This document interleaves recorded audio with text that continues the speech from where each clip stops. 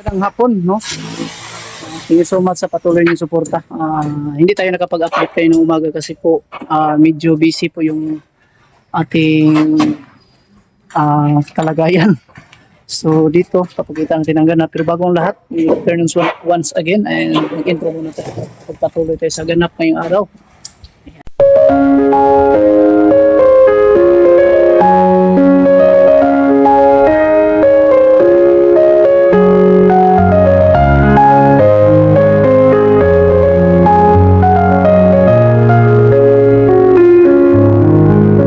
Yung unti-unti naming natapos dito sa project namin. Yung iba, pinababaklas natin doon sa mismo sa taas. Yung sama natin dito. Dito sa nag-ayos ng mga bubong. Yan, nilipat doon sa kabila.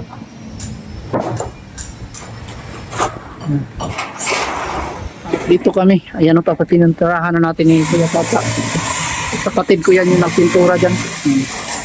Yung tawag dyan is sibar. Gamit namin para yan dito sa pinakagilid, yung hallway dito sa gilid. So bali yan, nalagyan na natin ng 5 poste. Yan o, punta doon sa dulo. At dito, kabilaan kasi to ang mangyayari nito, kabilaan. So ang gusto ng may-ari, nakausli pa yung bubong dito. Nagpas pa siya dito ng 1 metro galing sa may poste, nakalagpas siya dito galing doon sa pinakababa, doon sa building na yan. So yan na po ang kaunting ganap na nagawa namin. So magbili muna ng kakailanganin namin dito kasi may materials na kulang po. Punta muna tayo sa hardware.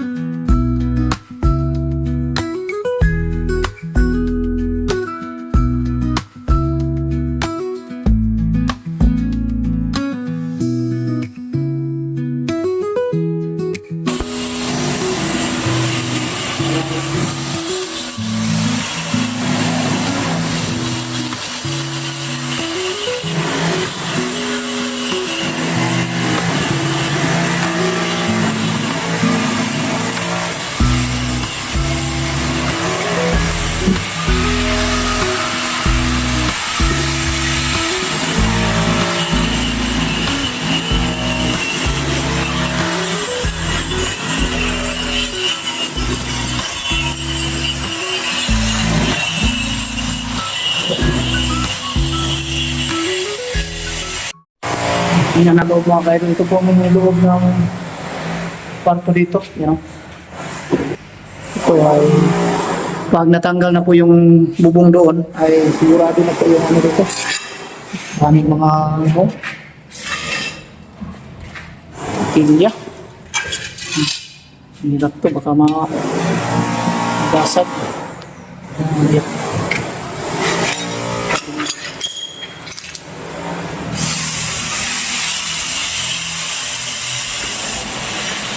Nandala na po ng bubong.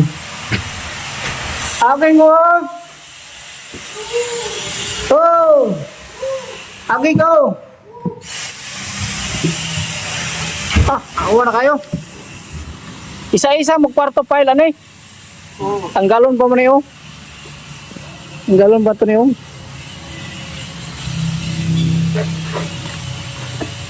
Sa kapatong ray kulang, ano eh? Isa ka patong wapo ni sitingan sa daan rig pinauga-uga gyud. Basan sa daan. Basan sa daan niya sitingan. Tayo ng mga kurinti ani ba. Ang wire ani kaning ani oh.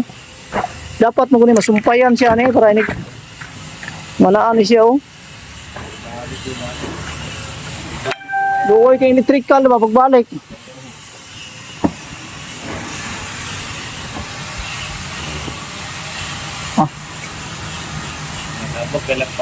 Tagos na yung kuhan ba no?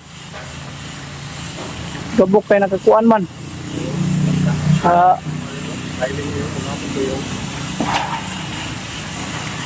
Dali na nagpiling ani patungan rin siya kuhan, subular. Na nagsubular ba? Ano, pwede mo kuhan. Hagdanan na gamiton. Tatay na tayo rin nagpile. Unlos na ito lang niya.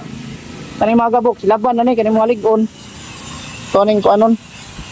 Dagkar, punya nagsuglot.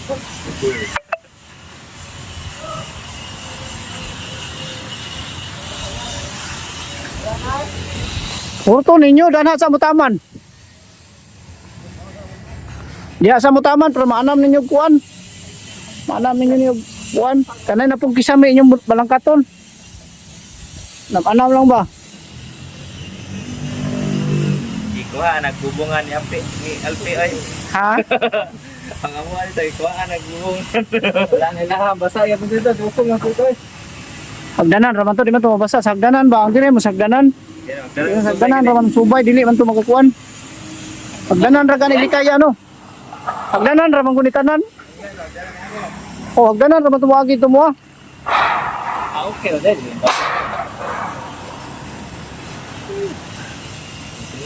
Ayan. Tinitibag. Yan eh. Petir pa rin laumad rin dong. Ay, kung kuputay nga po na, dako kayo, rin na noy. Asa na ibitin rin? Ay, Ay, kubura na de. Yan sa rin. Tangang gyapon na siya Irvin diri oh para kini kailangan paano gyapon ma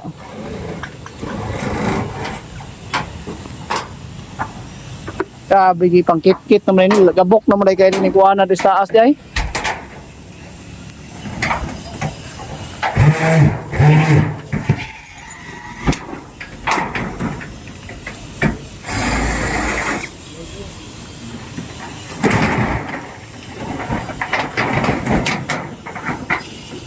Papo tanig atua ba awan rio? Pwede lang tadi pangitsa ba?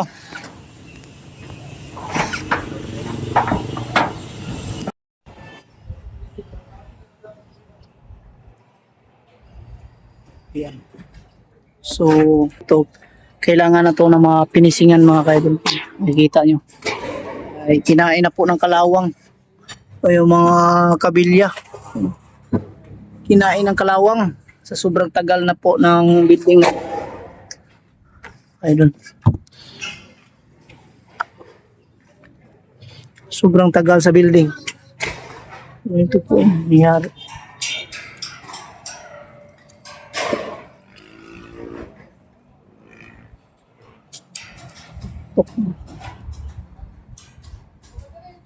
So ganito.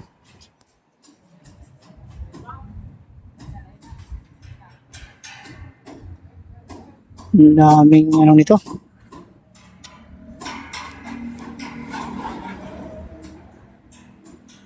Daming tubular na mauubos. Ayan.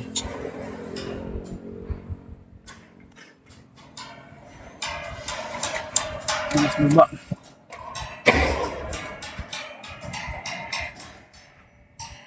So, yan natin.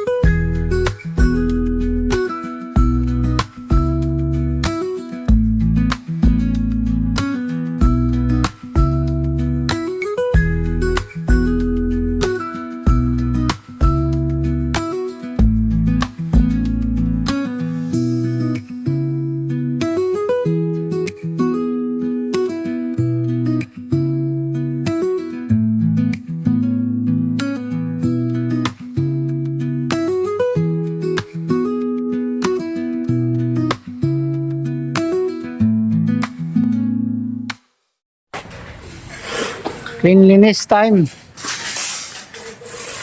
Yan. Naglinis na si Ninyo.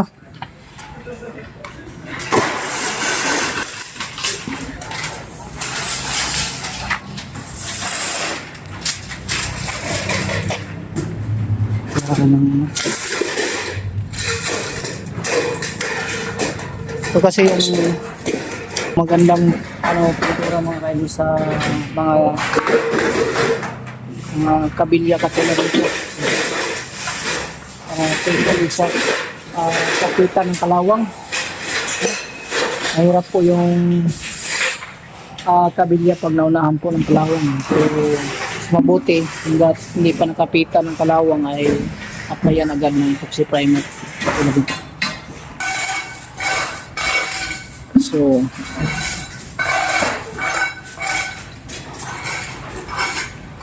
dikit dyan sa gilid. Kaya namin no.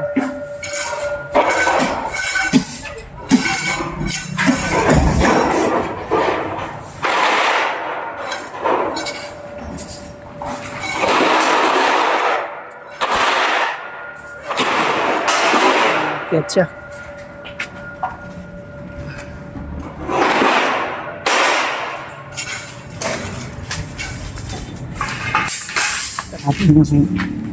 Kaganapan dito sa kabila.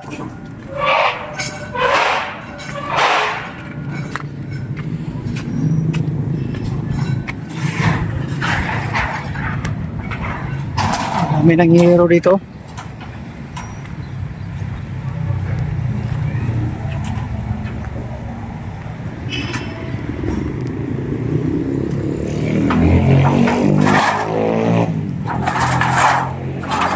Pareho ra ka baga bay? Pareho ra ka baga? Ay, yung kay ni baga ni atupa ni. Normal ra man ni atop.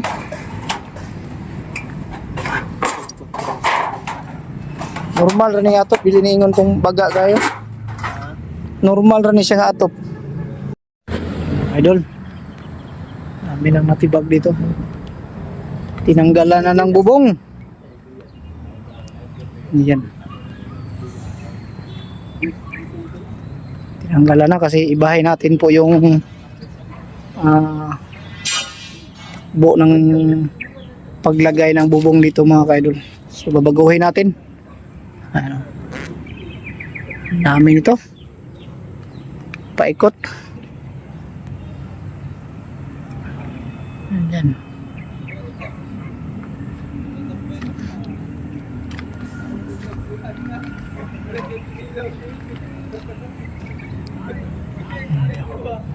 Lahat ng wire dito sa taas kasi nung una mga kaidol mga wire nitong building na to ay ninakaw na lahat.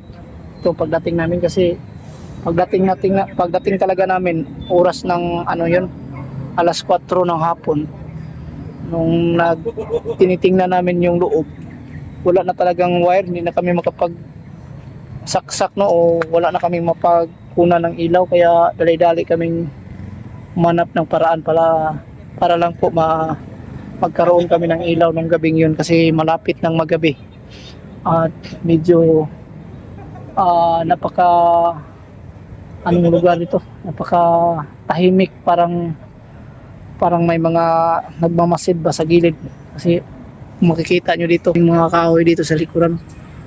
Ayan o. Ayan.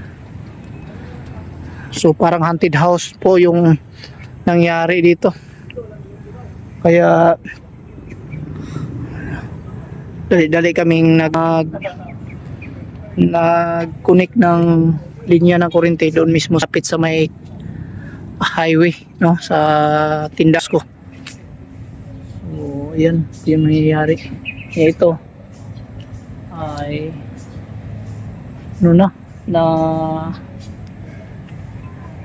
nanakaw na po lahat ng wire dito, kaya kung gusto ng may-ari baguhin na po yung linya ng kuryente dito, no? So ayan ay yung pati mga asintada nito ay dadagdagan, yung palitada at saka asintada dadagdagan ng isang hollow block para at least tumaas daw ng konti kasi mababa daw yung sa ilalim.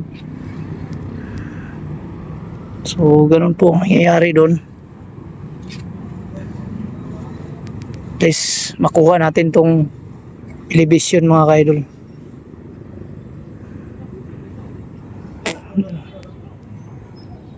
Tatanggalin tong mga kahoy para at least maging matibay na to matibay na tong asintada pag madagdagan na natin. Itong mga kahoy na lahat na tong kahoy na to kung nakalagay dito, tatanggalin lahat, baguhin tong isame, no? Pero yung kasi pahuli muna, kailangan muna natin to malagyan ng bubong bago natin ang purpose lang nito ay lalagyan muna ng bubong para at least makapag-umpisa na kami sa pagtrabaho doon sa project namin nung naiwan dito kasi maulan. And kung matambak ka na yan ay hahatiin na lang namin yung mga tao, yung iba doon sa yung mismo sa ginawaan namin nung napabayaan. Kaya napabayaan kasi walang lupa na nag-deliver buhat ng napakaputik, no? Hindi makapag-deliver kasi sobrang lalim, hindi madaanan ng malaking sasakyan. So yan po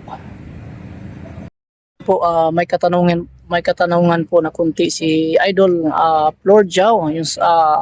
Yun po yung kanyang katanungan. Titingnan niyo ito po. Ayan, dito po yung kanyang katanungan. Sabi po niya, yun, basahin niyo lang po. Sabi po ni Lord Jao ay paki-share po ng idea or paki-share po ng idea kung papaano daw maiwasan yung moist sa wall ng bahay. Kasi siguro po yung kanilang bahay ay firewall, no? So kadalasan po sa bahay pag firewall mga kaidol, sana ay pakinggan nyo ng maayos para at least makapagbigay tayo ng konting idea, no? Pag ang wall talaga ninyo ay nag-moist, ibig sabihin yan siguro kadalasan kasi nangyayari sa mga wall na nag-moist yung firewall, no?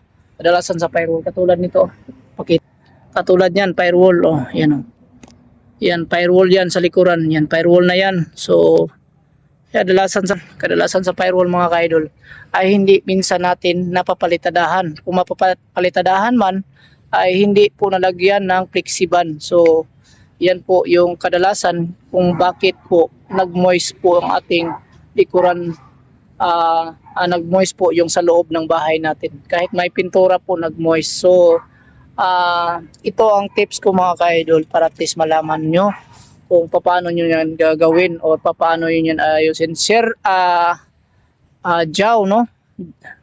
Idol Jao, Lord Jao, sana pakinggan mo.